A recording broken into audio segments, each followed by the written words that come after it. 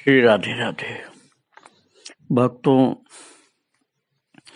दक्षिण भारत में जो बहुत महान महान संत हुए उनको वहां दक्षिण की बोली में आलवार कहा जाता था।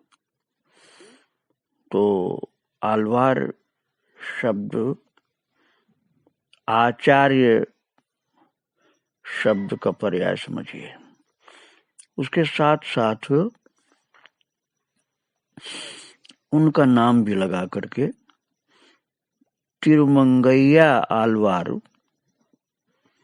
तिरुमंगैयालवार, तिरुमंगई आलवार, इस प्रकार आप समझ लिए एक नाम था महापुरुष का, जिनको संक्षेप में नीलन कहा जाता था।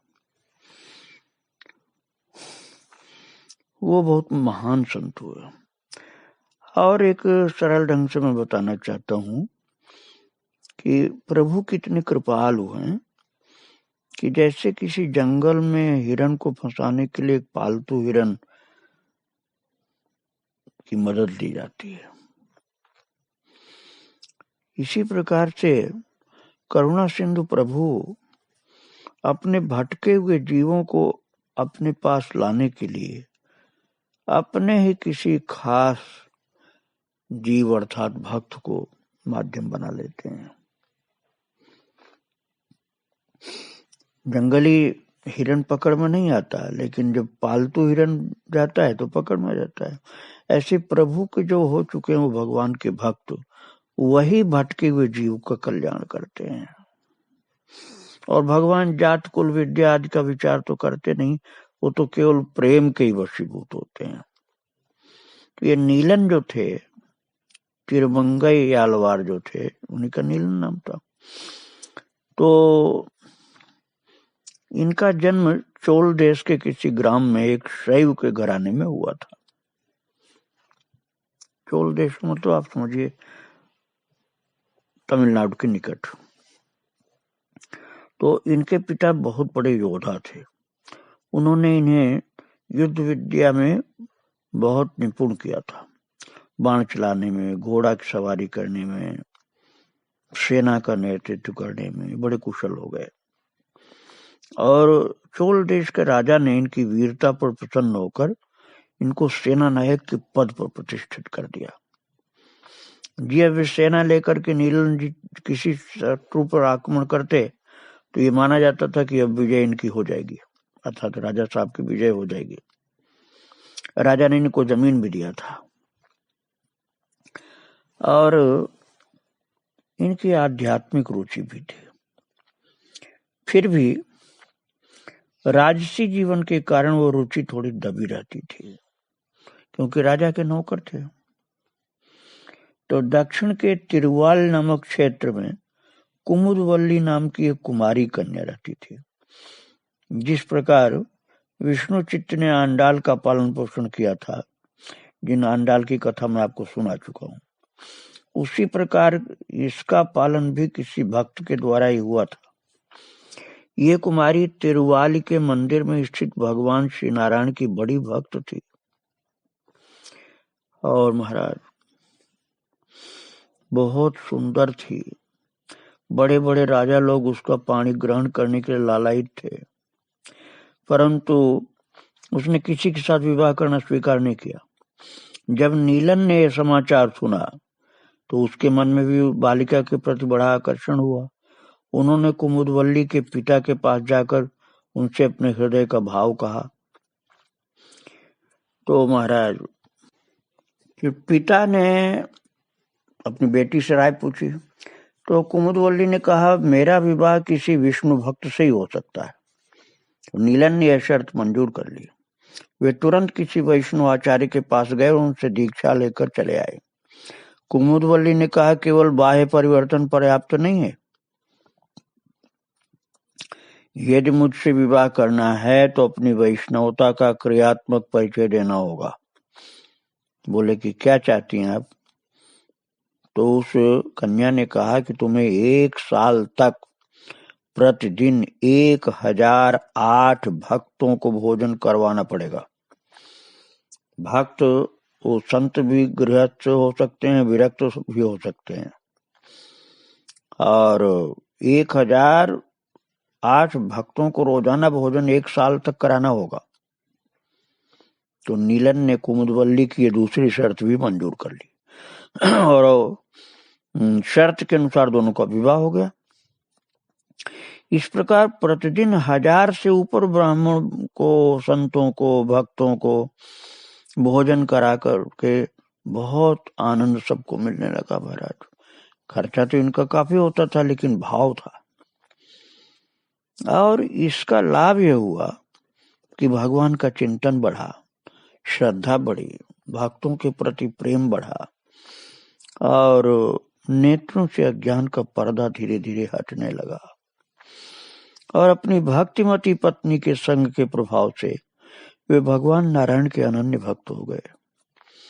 उन्होंने सोचा मेरी सारी संपत्ति और शक्ति भक्तों की चरण धूल के समान भी नहीं है। ये विचार करके बड़े प्रेम से भक्तों की सेवा में लग गए और प्रतिदिन हजारों की संख्या में उन्हें भोजन कराने लगे। और सारी संपत्ति इस काम में धीरे धीरे धीरे समाप्त हो गई। जो कुछ धन था सब समाप्त हो गया, लेकिन भोजन कराना भक्तों का जो था वो जारी रहा। और मन में निश्चय कर लिया था, चाहे हम भूखों मर जाएं, किंतु इस सेवा कार्य को नहीं छोड़ सकते। भगवान नारायण हमारी रक्षा करेंगे। उन्होंने चोल देश के राजा को वार्षिक कर देने के लिए जो रुपया बचा रखा था वो भी इसी काम में खर्च हो गया। महीनों बीत गए, राजा के कोष में नीलन का कर नहीं पहुंचा। अब लोगों को उनके विरुद्ध राजा के कान भरने का अच्छा मौका लग गया और राजा ने उन्हें गिरफ्तार करने के लिए एक बहुत बड़ी सेना भेज दी। महाराज नीलन इतना वीर था कि उसने राजकीय सेना का मुकाबला किया और उसे भगा दिया। तब राजा स्वयं बहुत बड़ी सेना लेकर आए और नीलन फिर भी बड़ी निर्भीकता से युद्ध करता रहा। राजा उसकी वीरता को देखकर चकित हो गए और उन्होंने उसके सामने संधि का प्रस्ताव भेजा। जब वे राजा के सामने आए तब राजा ने उनसे कहा, तुमने सेनापति होकर के मेरी सेना के साथ युद्ध किया, ये उचित नहीं था। फिर भी तुम्हारे इस अपराध को मैं क्षमा करता हूं और तुम्हें अपना वार्षिक कर तो भरना पड़ेगा। जब तक तुम्हारा कर मेरे खजाने में जमा नहीं हो जाता है तब तक तुम्हें मेरे कारागार में बंदी होकर रहना होगा। महाराज नीलन राजा के कारागार में बंद हो गए, परंतु उन्होंने प्रण कर लिया था कि मैं भगवान के भक्तों को भोजन करा करके ही प्रसाद ग्रहण करूंगा। अब भोजन कराने की व्यवस्था कैद खाने में तो हो नहीं सकती थी, इसलिए वहां पर वो अन्न जल कुछ भी नहीं लिया और उनके इस व्रत को देखकर भगवान प्रसन्न हो गए। प्रभु ने देखा कि ये भक्तों को भोजन कराए बिना भोजन तो करेगा ही नहीं। ठाकुर जी उनकी श्रद्धा पर रीझ गए।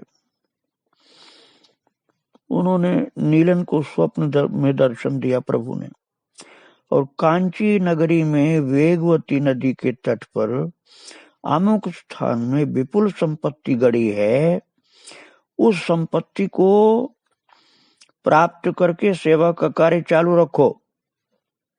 ऐसा भगवान ने स्वप्न में उनको बता दिया सब। और नीलन ने राजा से कहला भेजा, मैं कांची नगरी में जाकर अपना कर चुका दूंगा।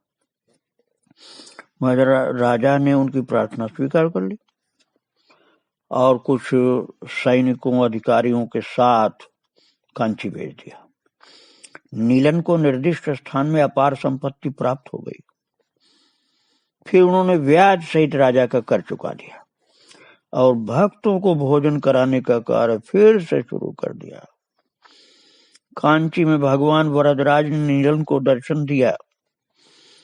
तब चोल देश के राजा को निश्चय हो गया कि नीलन कोई साधारण मनुष्य नहीं है, वो भगवान के विशेष भक्त और विशेष कृपा पात्र हैं।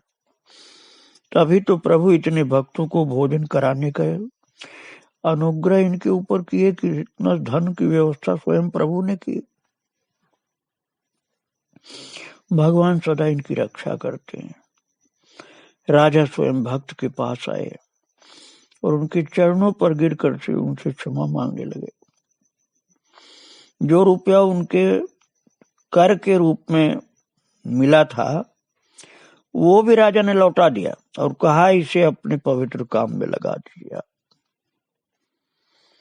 नीलन ने अब और भी अधिक उत्साह के साथ भक्तों को भोजन कराने का कार्य प्रारंभ कर दिया और भोजन करने वालों की संख्या प्रतिदिन बढ़ती जाती थी। भगवान की कृपा से उन्हें जो धन प्राप्त हुआ था, महाराज प्रभु कैसी कैसी लीला करते हो आप ये देखिए। जो धन प्राप्त हुआ था जमीन में वो भी खत्म हो गया और वो फिर पहले की भांति कंगाल हो गए, सब खत्म हो गया धन। किंतु जो कुमुदवल्ली और नीलन, कुमुदवल्ली जो पत्नी थी उनकी, और नीलन, इन दोनों ने अपना वो प्रेम आग्रह छोड़ा नहीं। प्रभु की कृपा से प्रभु के भक्तों को भोजन की सेवा में लगे रहे, वो भोजन कराते रहे भाव से। जब तक उन्हें भक्तों का प्रसाद नहीं मिल जाता तब तक वे अन्न जल ग्रहण नहीं करते थे। महाराज भक्तों को भोजन कराने के लिए धन कहाँ से अब आए? नीलन ने सोचा मैं एक बलवान सिपाही हूँ, धनवानों को क्या अधिकार है कि वे आवश्यकता से अधिक धन अपने पास बटोर के रखें। हजारों मनुष्य निर्धन होकर के उनका मुंह ताका करते हैं और वो धनवान होकर के ऐठे बैठे रहते हैं, इतना धन इकट्ठा है उनके पास। मैं उन लोगों को लूट करके दरिद्रों में धन बांट दूंगा उनका, तब इन लोगों की आंख खुलेगी। यह कह करके उन्होंने एक बहुत बड़ा गिरोह बनाया और दिन दहाड़े अमीरों को लूटना प्रारंभ कर दिया। अब देखो ठाकुर जी क्या क्या लीला भक्तों के साथ करते हैं। भक्तों बहुत सावधान होकर श्रद्धा भाव से श्रवण करो आप। महाराज वो लूट का पैसा अपने पास एक भी नहीं रखते थे, वो अमीरों को लूट करके सारा धन गरीबों में बांट देते थे। भले ही कुछ लोगों की दृष्टि से उद्देश्य अच्छा रहा हो, लेकिन अनुमोदनीय कार्य तो नहीं था। लूट करना ये कार्य भक्त के लिए शोभनीय नहीं था। भगवान ने जब देखा कि मेरा भक्त विपरीत मार्ग पर चल दिया है, तब उन्होंने उसे रास्ते पर लाकर अपने लक्ष्य पर स्थिर करने का विचार किया। ठाकुर जी ने प्रभु कैसी कैसी लीला भक्तों के साथ करते हैं। आज नीलन को गहरा माल हाथ लगने वाला है। सामने से एक बहुत बड़ा धनी गहनों से लदी हुई अपनी पत्नी के साथ आ रहा है। ज्यों ही वे दंपत्ति निकट पहुंचे, नीलन के दल ने उन्हें घेर लिया और कहा कि भगवान के नाम पर अपना सारा माल मत्ता हमारे सुपुर्द कर दो, नहीं तो अपनी जान से हाथ धो बैठोगे। यूं कह करके उन्होंने धनी की स्त्री के सारे गहने छीन लिए। महाराज उनके सामने सोने और जवाहरात का ढेर लग गया। अब देखो प्रभु की लीला कैसी हो रही, बहुत विचित्र लीला प्रभु की हो रही है। गठरी बहुत भारी हो गई, जवाहरातों की सोने की गठरी बहुत बड़ी हो गई और वो उठाने पर उठी नहीं। तो जो नीलन के साथ वाले थे वो लोग भी सब मिलकर नहीं उठा पाए और सब मिल करके भी नहीं उठा पाए, हार गए। गठरी टस से मस नहीं हुई। अब तो नीलन के मन में कुछ संदेह हुआ कि अवश्य इसमें कोई जादू है। उन्होंने उस धनी से कहा, अवश्य तुमने किसी मंत्र के बल से इस गठरी को भारी बना दिया है, अतः या तो वो मंत्र मुझे बताओ और नहीं तो मैं तुम्हें यहां से जाने नहीं दूंगा। तब धनी ने नीलन को अलग ले जाकर उसके कान में मंत्र बताया, ओम नमो नारायणाय। ये अष्टाक्षर मंत्र पढ़ दिया कान में। और महाराज उस मंत्र के कान में पड़ते ही नीलन के शरीर में मानो बिजली सी दौड़ गई। वो उस मंत्र का उच्चारण करते हुए नाचने लगा और इतने में ही उन्होंने देखा कि न तो वे दंपत्ति हैं और न धन का ढेर ही है। सब गायब हो गया, धन की गठरी गायब हो गई और धनी जो आए थे वो भी गायब हो गए, अंतर्धान हो गए। अब नीलन के आश्चर्य का ठिकाना नहीं। उन्होंने आंख उठाकर ऊपर की ओर देखा तो उनके नेत्र वहीं अटक गए। उन्होंने देखा साक्षात भगवान नारायण लक्ष्मी जी के साथ गरुड़ पर विराजमान होकर आकाश मार्ग में दिखलाई पड़ रहे हैं। अब तो नीलन को सारा रहस्य मालूम हो गया। वे मन ही मन पछताने लगे और कहने लगे कि मैं कैसा दुष्ट और पापी हूं। प्रभु स्वयं मुझे पाप कर्म से बचाने के लिए, मेरे इष्ट देव प्रभु और माता लक्ष्मी मुझे पतन से बचाने के लिए, गलत मार्ग से बचाने के लिए लक्ष्मी नारायण स्वयं कृपा करके आए और इनको कष्ट उठाना पड़ा। हाय, मैंने इन पापी हाथों से उनके शरीर पर हाथ लगाया, उन्हें डराया धमकाया। मैं कितना नीच हूं, किंतु मेरे प्रभु कितने दयालु हैं। प्रभु मेरे अपराधों को क्षमा कर दीजिए, मुझे अपनी शरण में ले लीजिए नाथ। प्रभु आज आपने बचा लिया मुझको। मैंने बहुत पाप किया, आपके साथ गलत बोला, आपका धन छीना। हे कृपा सिंधु, मैं हम महापतित हूं। महाराज जब रोने लगे नीलन भक्त तो ऊपर से आवाज आई, मेरे प्यारे नीलन, मैं तुम पर प्रसन्न हूं, तुम किसी प्रकार की ग्लानि मन में मत लाओ। अब तुम श्रीरंगम जा करके वहां के मंदिर को पूर्ण कराओ, उसमें बहुत कुछ काम शेष है अभी। और अपने भजन रूपी हारों से मेरी पूजा करो, जब तक जियो मेरी भक्ति और प्रेम का प्रचार करो, और शरीर त्यागने पर मेरे धाम को तुम प्राप्त हो जाओगे, मेरे पास ही आओगे, चिंता मत करो। महाराज उसी दिन से नीलन का जीवन बदल गया। अब वो महान मंत्र मिल गया जिसके जपने से उनके सारे पाप धुल गए। भगवान विष्णु की स्तुति के हजारों पद बनाए उन्होंने, हजारों पद बनाया नीलन जी ने। अब विचार करिए, स्वयं प्रभु ने उनको मंत्र दिया था। भगवान की गठरी जब आभूषणों की नहीं उठा पाए थे तो उन्होंने प्रार्थना किया था कि आपके पास कोई मंत्र है जिससे आप गठरी इतनी भारी कर दिए हो, तो आप वो मंत्र मुझे बताओ जिससे मैं उठा सकूं। तो स्वयं प्रभु ने इनके कान में नारायण मंत्र सुनाया था, अर्थात ठाकुर जी ने इनको दीक्षा दी थी और मंत्र दिया था। अब तो सच्ची भक्ति जगी, संतों की सेवा पहले खूब किया, उससे भाव बढ़ता गया, भाव बढ़ता गया, और इतना भाव बढ़ा कि प्रभु आए और प्रभु ने दीक्षा कर दी। प्रभु गुरु भी बन गए और भगवान भी थे। सारे पाप उनके खत्म हो गए। भगवान विष्णु की स्तुति के हजारों पद बनाए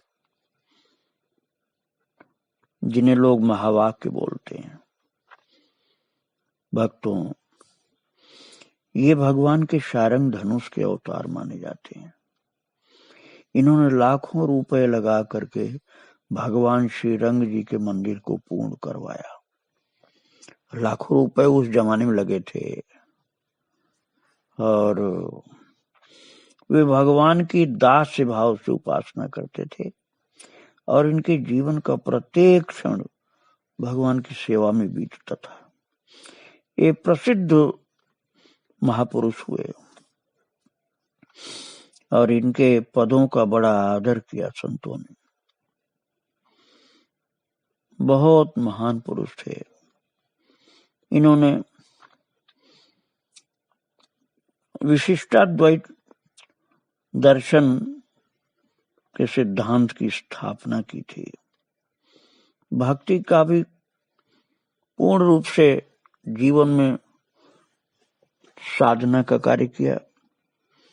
भजन बना करके खूब प्रभु के भजन गाए गवाए, उपदेश दिया, भक्तों के चरित्र सुनाया, क्योंकि स्वयं भक्ति महारानी इनके ऊपर कृपा कर चुकी थी। लक्ष्मी नारायण का संपूर्ण अनुग्रह इनको प्राप्त हुआ था। ऐसे महान संत नीलन जी के चरणों में बारंबार प्रणाम। श्री राधे राधे, जय श्री राधे।